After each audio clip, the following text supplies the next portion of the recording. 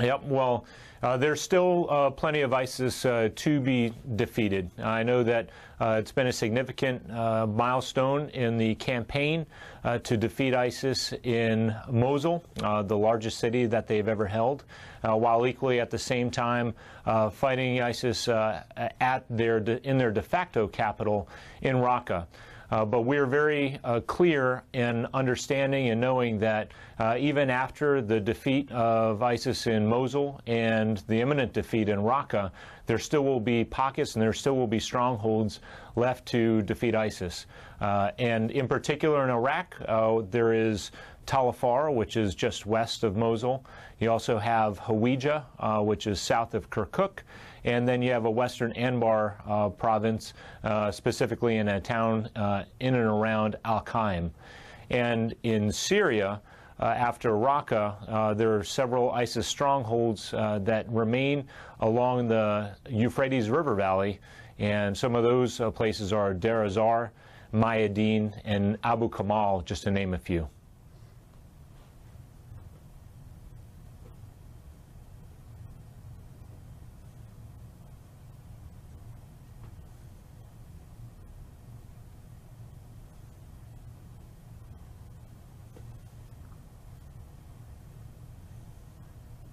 The territory that we've seen them have since 2014, we do expect and have seen already a transition to an insurgent type activity.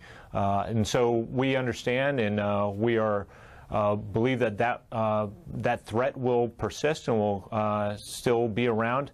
So what we are doing now to address that is by training Iraqi security forces, in particular police, border guard forces, counterterrorism service forces, so that they can address that threat after the military defeat of ISIS.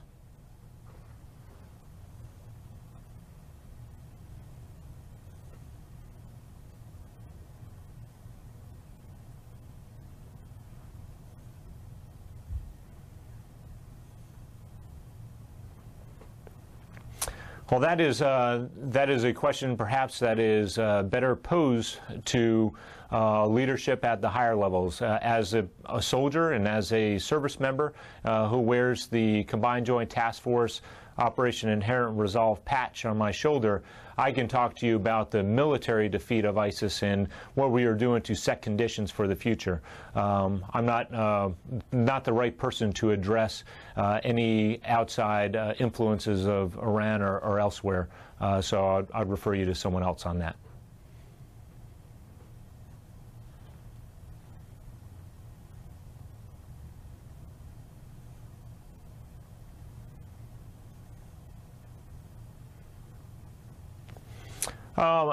We as a coalition, our enemy is ISIS, and that is what we're going after, and anything that can distract us from that particular goal and that mission of defeating ISIS, is a challenge and is something that we have to keep an eye on. We would not characterize as the Combined Joint Task Force them as an enemy, but we are always mindful of all the different actors that are operating in the region, and we're going to make sure that our forces, all coalition forces, and our partner forces are able to safely conduct operations to defeat ISIS.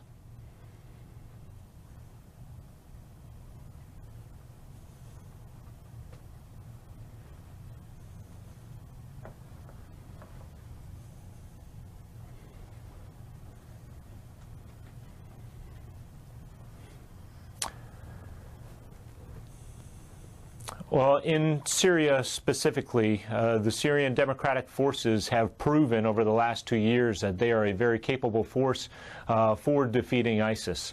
And really in that northern Syria region, they have really been the only force that has demonstrated the ability and the capability to do just that. And that's exactly what they're doing right now in Raqqa. In Raqqa, the de facto capital of ISIS, the Syrian Democratic Forces, today is day 46 of those operations, have continued to press into the city. We've got about 30% of the city that has been cleared of ISIS. and the Syrian Democratic Forces are continuing to fight them there. The two axes of advance on the east side and west side have tightened, and those forces from the Syrian Democratic Forces are within 2 kilometers, less than 2 kilometers from one another in the city.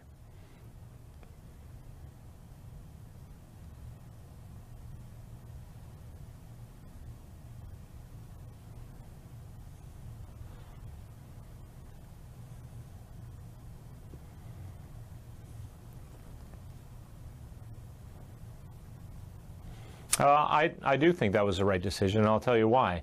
Number one, would I, as a soldier, as a commander, expect my soldiers to fight against an enemy with weapons that were not capable of destroying the threats that we were going to see?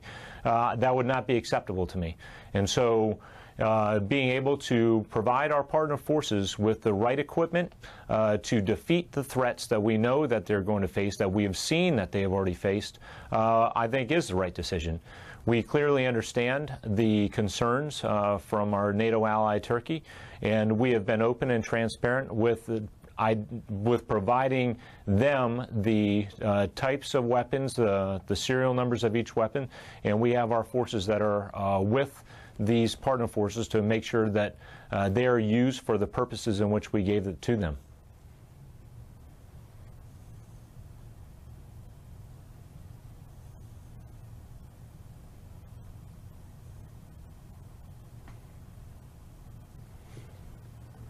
So they received equipment in the form of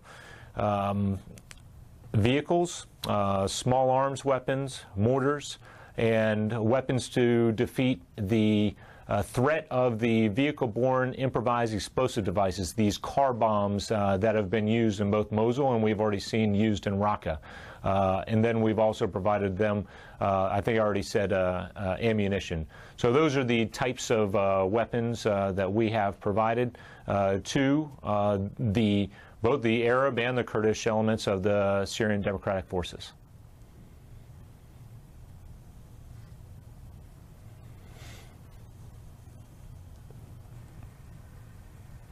Well, that's what I was talking about. So this threat of the vehicle-borne improvised explosive devices, these car bombs, there have been weapons that have been distributed and divested to the Syrian Democratic Forces to face that threat. And so those are the weapons that I was talking about.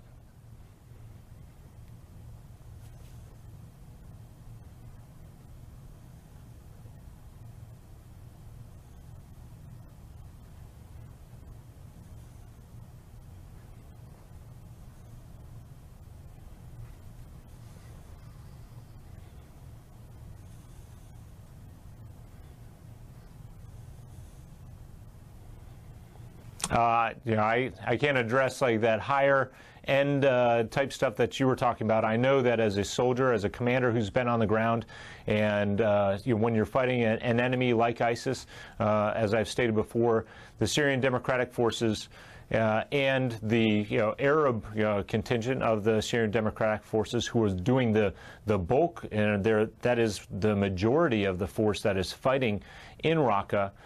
They have definitely shown that they are capable of fighting and defeating ISIS. And so as a soldier, as a former commander who's been on the ground, those things tend to go away, the political things, when we're talking about defeating a common enemy, and an enemy that is not just a threat to Syria and Iraq and to the region, but to the rest of the world.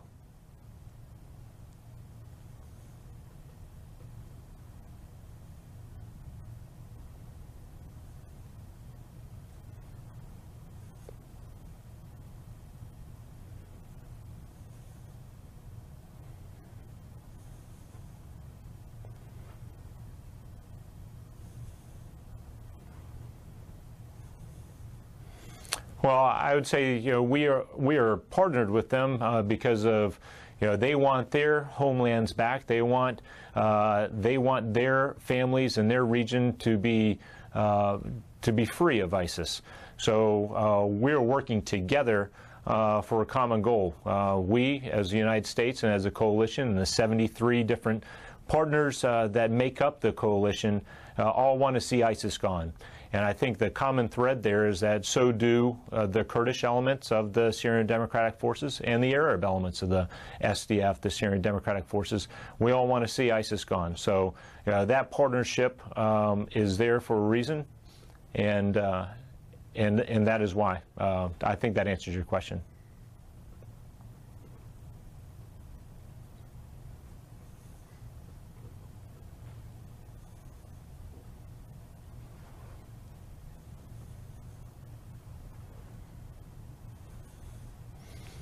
Well, again, we're talking about we're talking about that which is in the future, and I can't look into the future and predict what is going to happen. I can tell you what we're doing right now, and we're working together to defeat a common enemy.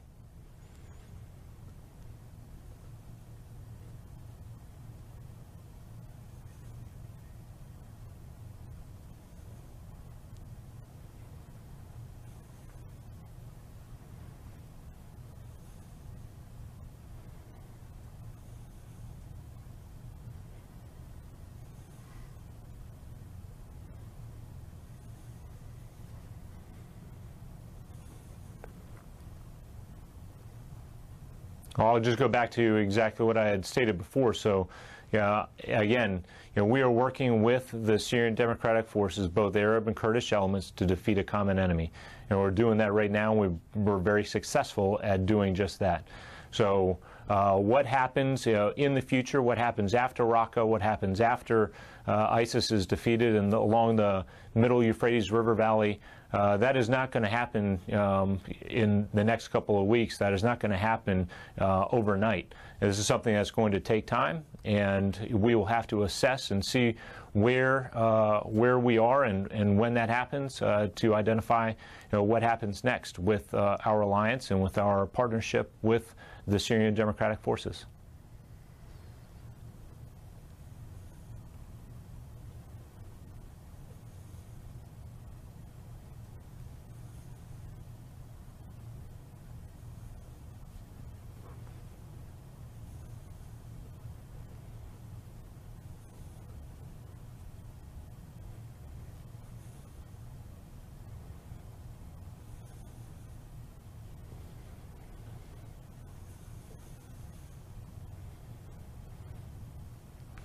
Well, I would say as long as right now with the Syrian regime as an example, we know that they are backed by the Russians and Iranian militias. As long as we can deconflict and keep away from one another and make sure that we can operate safely in our mission to defeat ISIS, I would not call them an enemy. I certainly would not call them a partner, and we'll just leave it at that. That is how this fight is in Syria. It's congested, it's complex, and but our mission is very clear, and that is to defeat ISIS.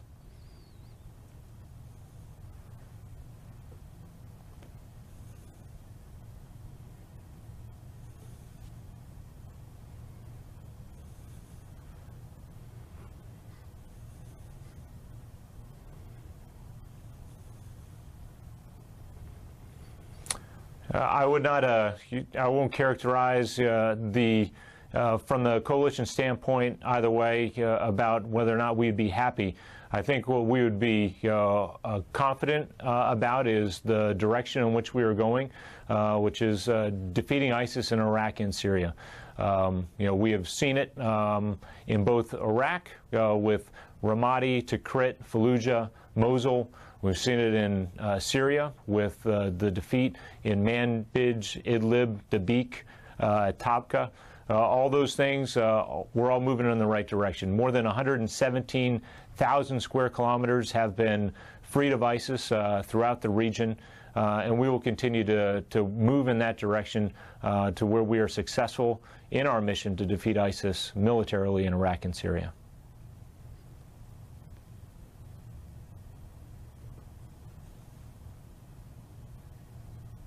All right, thank you. And I didn't catch your name as we started this interview.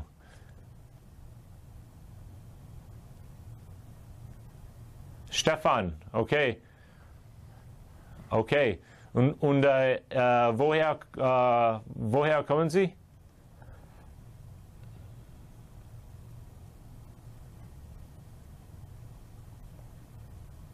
Ah, okay. I love Hamburg. I spent some time there as a young child.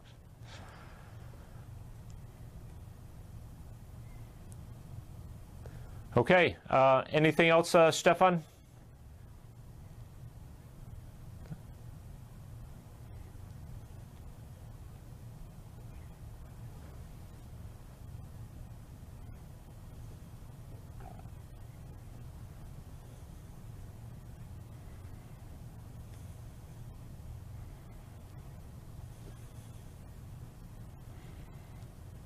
All right. Well, and that is because we do not have a lot of people there. And, you know, I think I'm not going to, if I was a betting man, I don't think your chances of getting to Atanf are going to get any better. And I only say that because, you know, that is as we see it, a temporary location. And again, the amount of people and the type of folks that we have there don't lend itself to receiving guests. That even includes when our bosses go around and they do what we call battlefield circulation. It's not often that they make it down there either. So if you were to make it there, you'd be, you know, one up on me. I certainly haven't been there. All right, Stefan, thank you very much. Have a good one.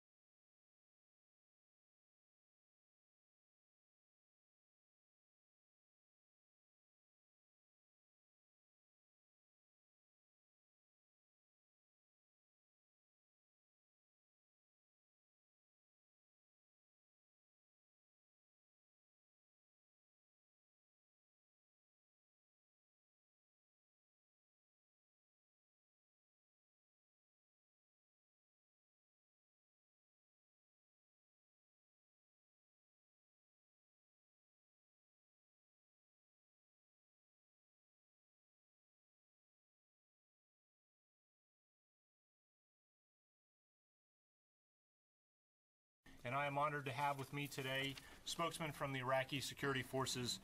Sitting with me are Brigadier General Yahya Razul, who is the spokesperson for Joint Operations Command.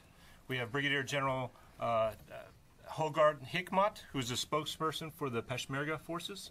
And we have Brigadier General Sadman, spokesman for the Ministry of Interior. We also have in the audience 9 of their colleagues, spokespeople from the Prime Minister al-Abadi's office and other military and government organizations.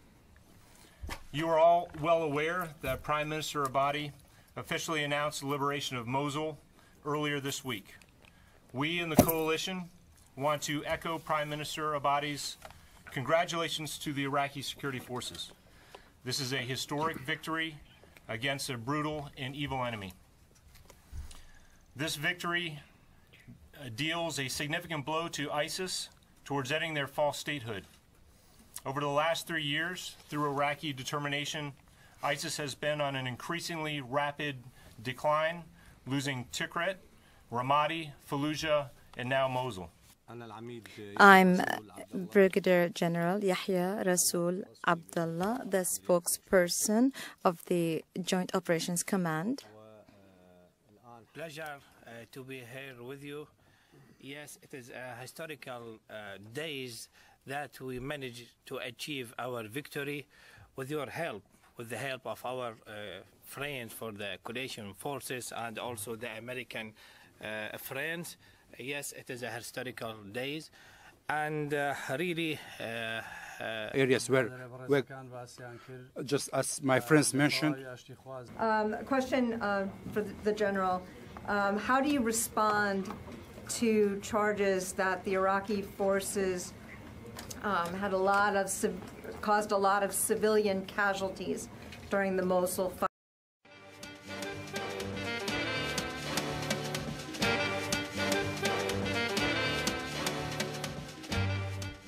And I am honored to have with me today spokesmen from the Iraqi security forces. Sitting with me are Brigadier General Yahya Rasul, who is the spokesperson for Joint Operations Command. We have Brigadier General Hogard Hikmat, who is the spokesperson for the Peshmerga forces. And we have Brigadier General Sadman, spokesman for the Ministry of Interior. We also have in the audience 9 of their colleagues, spokespeople from the Prime Minister al-Abadi's office and other military and government organizations. You are all well aware that Prime Minister Abadi officially announced the liberation of Mosul earlier this week. We in the coalition want to echo Prime Minister Abadi's congratulations to the Iraqi security forces. This is a historic victory against a brutal and evil enemy. This victory deals a significant blow to ISIS towards ending their false statehood. Over the last 3 years, through Iraqi determination, ISIS has been on an increasingly rapid decline, losing Tikrit, Ramadi, Fallujah, and now Mosul. Iraqi security forces, on the other hand, have only improved and gotten stronger. They have proven with their battlefield successes that they know they are better, that they are a better fighting force, and they are better than the terrorists that they fight.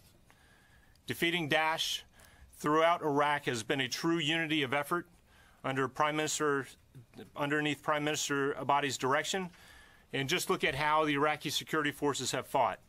All elements of the Iraqi security forces achieved this victory together. Iraqi army, federal police, Peshmerga forces, local police, counterterrorism service, and popular and tribal mobilization forces. Overall, Iraqi security forces have cleared more than 30,000 square miles of territory that had once been held by ISIS, and nearly 2 million Iraqis formerly displaced have now returned to their homes. However, the defeat of ISIS in Mosul does not mark the end of this evil ideology and global threat. With the coalition's help, the ISF will keep the pressure on this enemy while they are on their heels and not give them a chance to rest.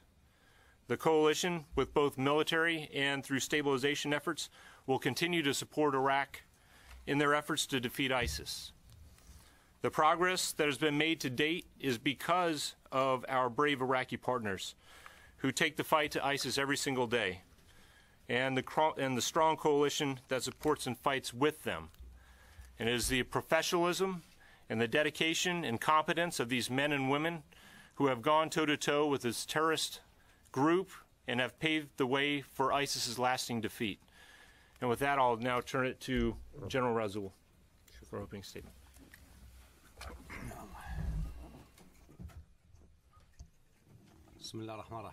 In the name of God, peace be upon you.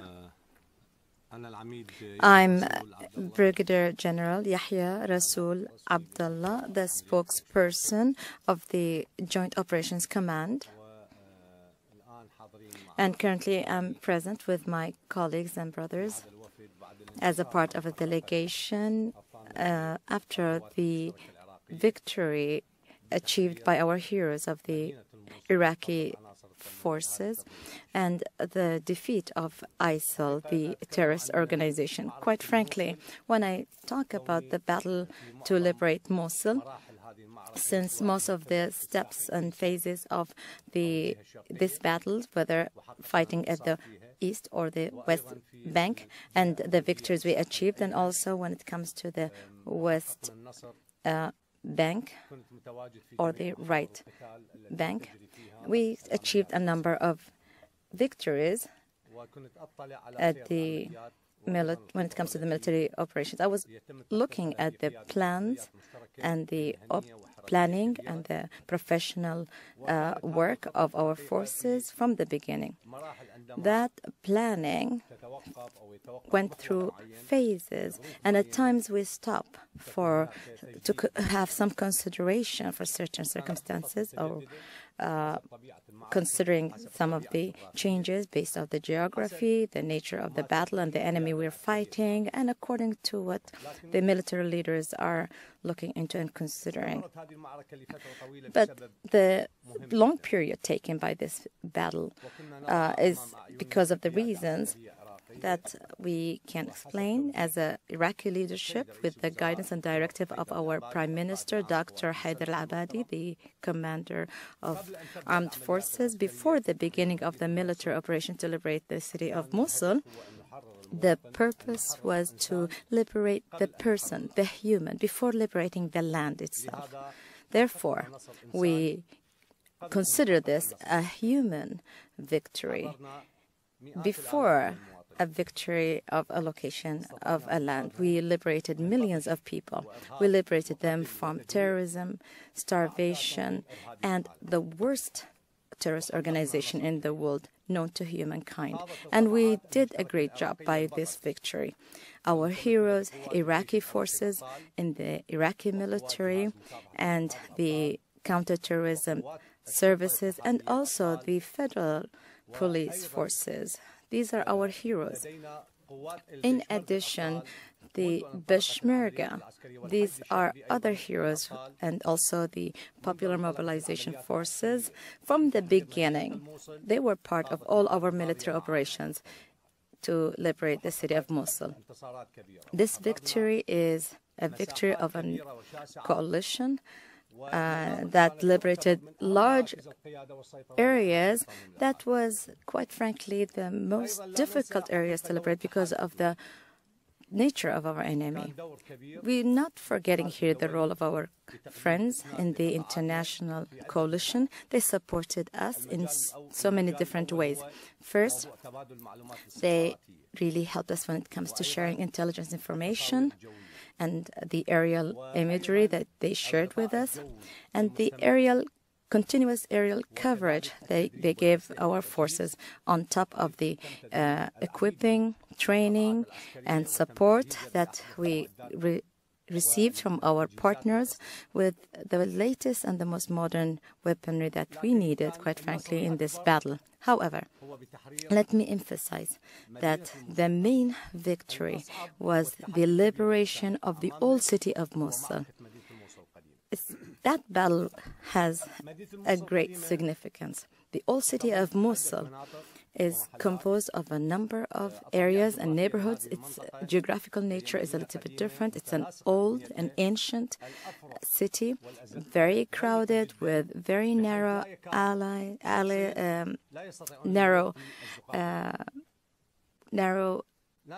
alleys that not two people can even pass it. We cannot use our armed vehicles to pass these streets. And also, we were banned from using heavy weaponry.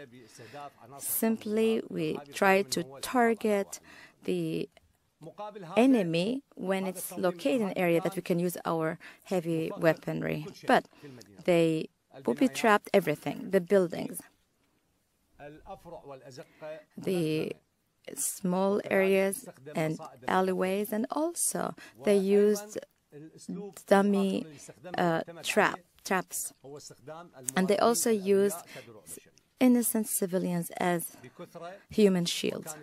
They really used these techniques, especially after they apprehend women, children, and elderly as human shields, and try to hinder our progress so that we will face a major casualties among civilians and blame us for it.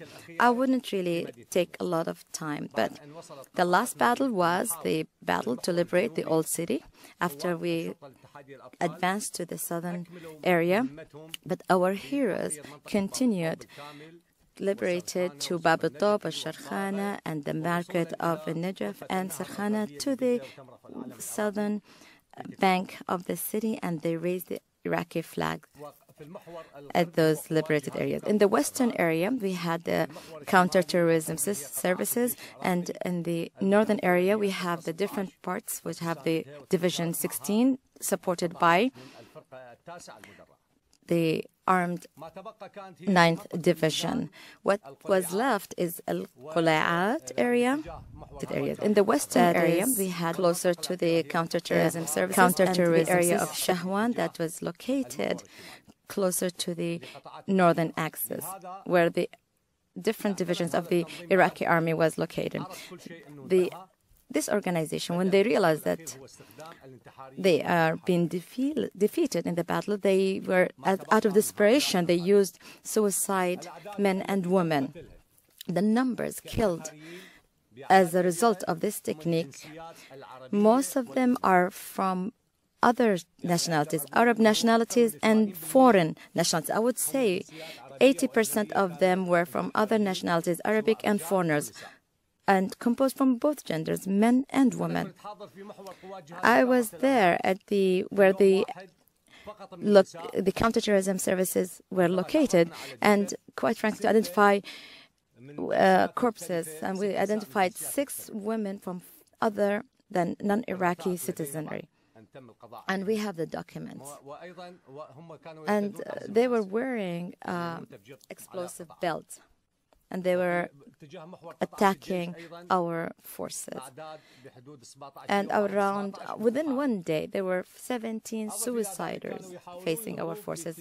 Other than that, they were trying to run to the Tigris River towards the eastern area. However, our forces were there, and they sieged this city very well so that we'll avoid any escape of any of their forces and elements. This victory today, it's not a victory of Iraqi people. This is a victory for the whole world, a world that suffered from the acts of these terrorists everywhere. There were crimes, terrorist acts that have been committed by this organization. This victory that will lead us to continue liberating the other areas under their occupation. We still have a long way to go. We still have more military operations to conduct, and we have a long way to work. We have the Lafar, Al-Mahallabiyya, Al-Ayadiyya. These are areas we need to work on it. Al-Hawija, south of Kirkuk. We have Ana, Al-Qa'im, Arauna.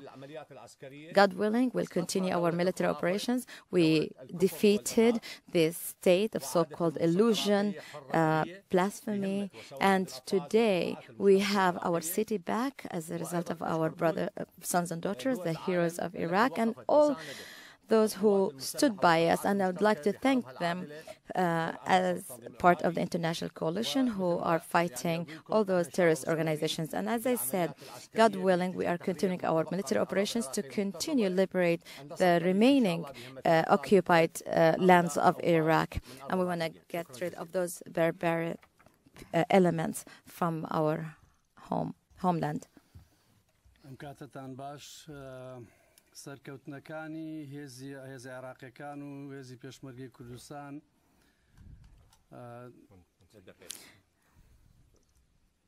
Okay. All right. First, we'll go Sadman first while they switch, okay? Ladies and gentlemen, good afternoon. It's my pleasure to be here with you. Yes, it is a historical days that we managed to achieve our victory with your help, with the help of our friends for the coalition forces and also the American friends. Yes, it is a historical days, and really I'm very proud about what we achieved, especially if we compare the situation in 2014 and what we are doing now. General Yahya Rasool, maybe he mentioned all the situation and he give you a picture about what's going on. I want to emphasize on some points. One of it, it's we managed to make our policemen have the ability to do their job again, and we managed to build the bridge between police, Nineveh police, and federal police, and our society, our people in Mosul, which was a very important issue. Because if we go for the indication about what happened on the last time, especially in 2014, I think it was really the weak point there. So we managed, and today at morning, the police of Nineveh also managed to kill 3 of the Daeshian who are trying to annoy the others from West Bank to the East Bank, and they were monitoring them, and they managed to kill them. Also, maybe it is the first time that a police, which is the federal police, and it is a unique job for them, managed to fight and to score their job side by side with the army. And really, you know, the federal police now, we are depending on them in so many axes, and they are doing their best. Maybe there is a question, what will we do after Daesh, especially in Nineveh? Ministry of Interior prepare everything. The Directorate of Nineveh Police and also the federal police will manage to, with the help of Nineveh people, to maintain the security inside in Mosul and also inside the other cities for Nineveh. We opened a 19th section in Nineveh and 34 police stations, and also other institute belong for Ministry of Interior. Now we have about 7,048 case what is raised by the Nineveh people, and we managed to tackle 4,033 of them, and still we are following up 3,145 of these cases. When we're talking about cases, and we're talking about policing, and when we are talking about judicial system, it means life in Nineveh. Now it is ordinary, and we are going forward for another steps is to help Nineveh government to rebuild Nineveh again. Thank you indeed.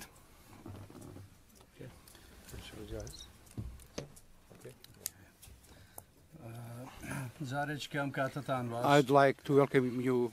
Thank you so much for being here. The success and winning battles of Iraqi forces in Mosul and other areas where just as my friends mentioned, I would like to say that I congratulate everyone. Everyone knows that the Peshmerga forces has been fighting ISIL, and we broke the myths about ISIS, and with the support of the coalition forces, we could also, as a partner in this coalition, international coalition, to be an effective force on the ground and help the Iraqi forces, especially in Mosul operation. And we know that Peshmerga forces in Kurdistan region has pushed back ISIL in many areas, and also the Peshmerga support activities for the Iraqi forces has been continuous since then, and until now these supports will continue within this international coalition, and with supporting the Iraqi forces. We hope that we could liberate the total Nineveh plain and Hawija and other areas from this terrorist group, and to get rid of them once for all, and bring back Iraq to the before, when they were around. Terrorism could be eradicated in the region, and of course we need, after eradication of these terrorist groups, to have plans to eradicate the ideology of Daesh in the region. This is a main objective of should be main objective of the KRG and also the government of Iraq and other countries, neighboring countries, and our friends internationally. We would like to say that as the Peshmerga forces, we will continue in supporting, and will remain an active member of the international community to rescue and to liberate other areas, whether Hawija or other places. We are ready, and of course, and we are looking forward to seeing that other areas, Hawija, Tal Afar, and the rest of the areas under control of ISIS could be liberated by the Iraqi forces in support of the Kurdish forces and other international forces. Thank you so much. Okay, we'll go ahead and start with the questions. Hold on one second, Lita, please.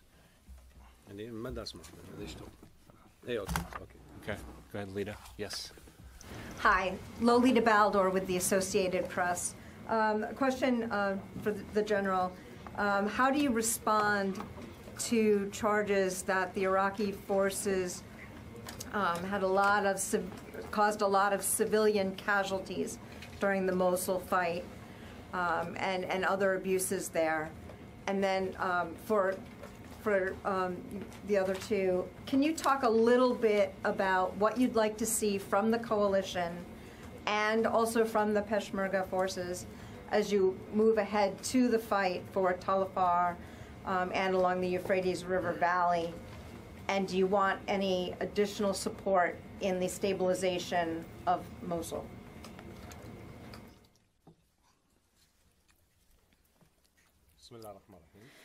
In the name of Allah, the battle, it was fierce with these terrorist organizations. However, there was some things to consider, that they used everything. They were using hundreds of booby-trapped vehicles, and they used it among civilians. Therefore, this organization was the main reason, and significantly, to cause casualties among civilians.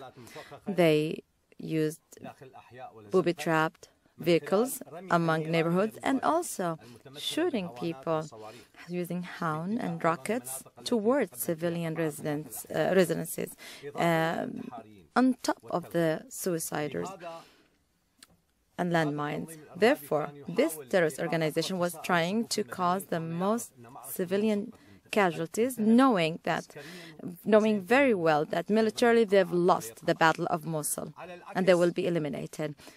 Contrary to what's been done by all those participating to liberate the city, they were very considerate of citizens and made sure to save human lives, and they wanted genuinely to liberate people from this terrorist organization. Therefore, they transferred hundreds of thousands of people to safety. Therefore, we won morally before we achieved military victory.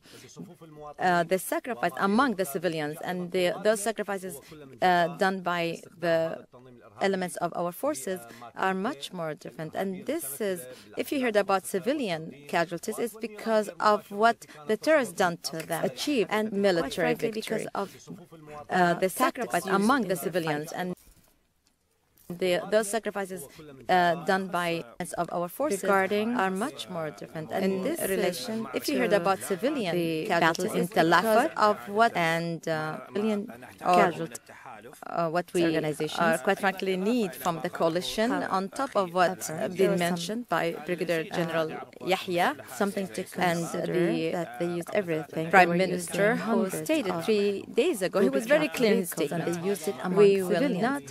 Therefore, this organization was the main reason and significantly to cause casualties among civilians. They done to them, achieved and military victory, because of the sacrifice. They used booby-trapped vehicles among neighborhoods and also shooting people using hound and rockets towards civilian residences on top of the suiciders and landmines. Therefore, this terrorist organization was trying to cause the most civilian casualties, knowing very well that militarily they've lost the Battle of Mosul and they will be eliminated. Contrary to what's been done by all those participants, done by the elements of our forces are much more different. And this is, if you heard about civilian casualties, it's because of what the terrorists done to them, achieved and military victory, because of the sacrifice among the civilians and those sacrifices done by of our forces are much more different. And in this relation, if you heard about civilian casualties in Tel Afar of what shooting people using hound and rockets towards civilian residences are much more different. And this is, if you heard about civilian casualties, it's because of what the terrorists done to them, achieved and military victory, because of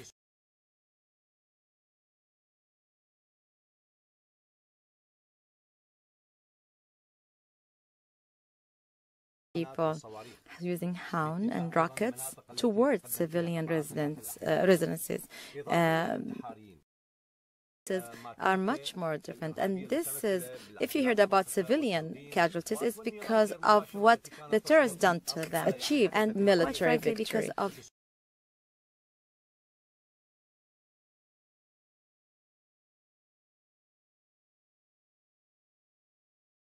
people using hound and rockets towards civilian residences are much more different. And this is, if you heard about civilian casualties, it's because of what the terrorists done to them, achieved and military victory, because of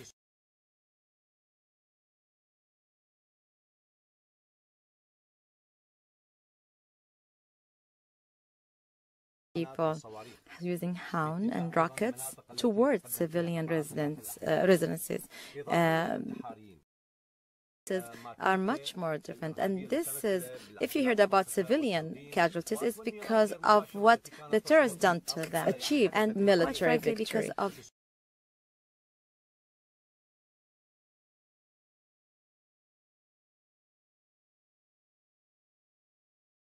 people using hound and rockets towards civilian residences and military victory, because of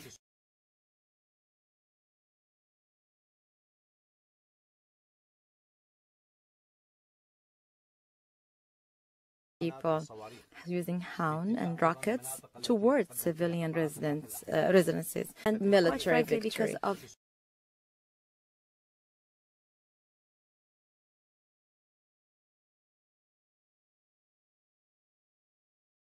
people using Hound and rockets stated we will not anyone and military victory. Because of